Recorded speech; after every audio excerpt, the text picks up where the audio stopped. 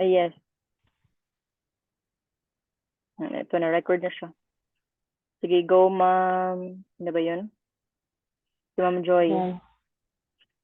Okay. Okay. Number 1, nursing care to support human dignity. Number 1, human dignity and respect for human rights.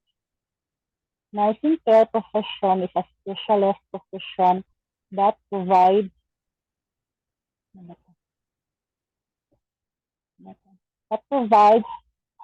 support to the people who have difficulties in daily living due to age and or disability to enable to continue their usual lifestyle. Second, human dignity is the basic concept in the provision of the support. Third, human dignity means that each person is respected as an individual. Fourth, a person is respected and his or her human rights are protected even when he or she is in need of nursing care. Number two, I-continue, ma'am. Okay. Okay. Number 2, user-centric daily lifestyle.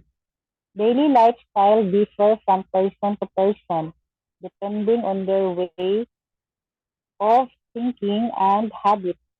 Even if a person is in need of nursing care, it is the user himself herself who takes the lead in daily living. Second, considering how the user wants to live, respecting his or her way of living and thinking, and providing support to help him or her live his or her usual life are the basics of nursing care. Hi. So, pag ganito, pag mayroong or, like his or her na lang basahin nyo para hindi kayo malito. So, dito sa human dignity and respect for human rights, so as a nurse, as a caregiver, dapat natin i-respect yung mga patients natin. So yung Nihongo de or tawag natin sa patients sa Japan is mga ryosha. So if sa facility kayo or sa mga yung home for the aged, ganyan, ryosha ang tawag dyan. Pero if nasa hospital kayo, kanja-sang, ganyan, kanja-sang ang tawag sa mga patients sa hospital. So dapat i-preserve pa rin natin yung dignidad ng patients natin and i-respect pa rin natin yung human rights ng mga patient natin. So yung iba kasi 'di ba nagiging ulyanin na sila, parang babalik sila sa pagkabata. So dapat pa rin i-preserve pa rin natin yung dignidad ng patients natin. Then hindi natin sila parang sisigawan, ganyan. I-respect pa rin natin yung mga patients natin kahit na ganun na sila. Then, sa user-centric daily lifestyle naman, dapat yung pag-care natin sa patient natin is dapat nakasentro sa patient natin. Like, for example, kung ano yung gusto ng patient, yun yung sundin natin. Like, for example, ngayong araw na to, gusto niyang mag-gardening. Kasi sa facility, pwede naman silang pumunta ng garden, tapos magtanim sila ng mga plants, etc. So kung ano yung gusto ng patient, dapat sundin natin yung gusto ng patient. Basta healthy, yung safe lang ang patient. Like for example, pag gusto niya na, gusto ko humawak ng kutsilyo, so bawal naman ganun, di ba? So dapat i-think pa rin natin yung safety ng patient. So dapat nakafocus tayo kung ano lang gusto ng patient, pero dapat safety pa rin ang patient. The next. So my question dito sa human dignity and respect for human rights and user-centric daily lifestyle, or wala na? If may question kayo, pwede kayong mag-raise ng hand dito sa chat natin, chat box. Wala na kayong question? Ma'am, question po. Sige po. Ma'am, tanong ko lang po, ito pong video na pinapakita nyo, isa-send nyo rin po sa amin dito. Itong libro, ma'am? Itong libro. Sinend ko na po sa ninyo, sa Gmail. Yung sinend ko kanina. Okay. Mm. Okay po, sige po. Sorry kasi late ako eh. Oo, ko lang hindi ko pala na. Okay. Sinabi ko na kasi kanina sa kanila. Sige, okay yes, lang. sorry po. Thank you. Okay lang po.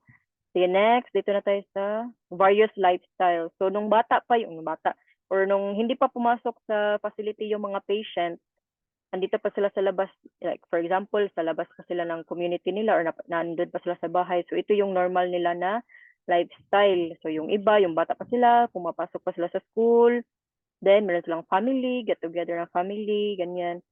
Yung iba ding matatanda dun sa Japan is sumakay na din sila ng bus. Yung sila lang mag-isa, sumasakay ng bus. Pero nung pumasok na sila sa hospital or sa shisetsu, yung tawag pala ng facility sa Japan, yung parang home for the aged is shisetsu. Shisetsu yung term. So, nung pumasok na sila ng shisetsu, yung ibang mga matatanda is nagiging bored na sila, nagiging depressed. So, dito na papasok yung role natin as a caregiver. So, naging caregiver din pala ako sa Japan last 2016, then umuwi lang kami noong 2019. So, dun sa Okayama ako naka-base, medyo malapit na siya sa Hiroshima, yung namin yung facility. So, next, si Ma'am Girly. Pwede mo basahin, Ma'am Girly, yung quality of life na part? Yes, ma'am. The QOL refers to the quality of the person's daily living and that of her life. The QOL is a concept that includes mental wealth, such as happiness and satisfaction of life and purpose of life. Purpose. Purpose of life. Yeah. Okay. So, di ba sinabi kanina na yun, happy pa yung yung mga Ryosha natin pag nandun pa sila sa pamilya nila, pero nung pumasok na sila sa facility, medyo na-depress na sila. So, yung QOL, ito yung quality of life. So, dapat kahit na andun na sila sa facility, andun na sila sa shisetsu nakatira, ano pa rin natin yung life ng patient, para i-continue pa rin natin ba yung life nila, na dapat happy pa rin sila, satisfied pa rin sila sa life nila.